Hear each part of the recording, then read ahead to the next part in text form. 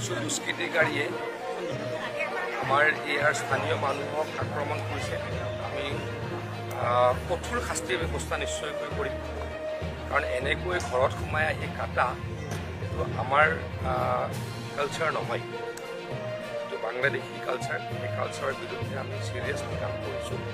এতিয়ালৈকে 11জন ব্যক্তিক আমি এৰেষ্ট কৰাইছোঁ বা পুলিচে কৰিছে, আৰু কঠোৰ শাস্তি দিবলৈকে আমি কিমান কৰিব লাগে কৰিম। এনেকৈ অৰাজকতা অন্তত আমাৰ সমষ্টিটোত কৰিবলৈ কাকো দিয়া নহ'ব।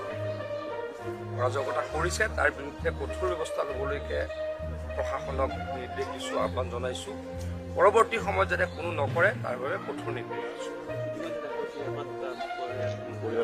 মই আচলতে মইতো মোৰ সকলো মানুহখিনি সকলোৰে লগত মোৰ অত্যন্ত ভাল সম্পৰ্ক, নিকট সম্পৰ্কীয়। আগতে মোক কোনো কোৱা নাছিলে, আজিহে মই অলপ কথা গম পাইছোঁ। নিশ্চয় চিৰিয়াছলি চাম, ইয়াত যাতে আমাৰ মানুহখিনিক কোনোৱে বিপদত পেলাব নোৱাৰে, কোনোৱে বেয়া ক'ব নোৱাৰে, বেয়া কৰিব নোৱাৰে, তাক কঠোৰভাৱে সতৰ্ক কৰিব নিশ্চয়।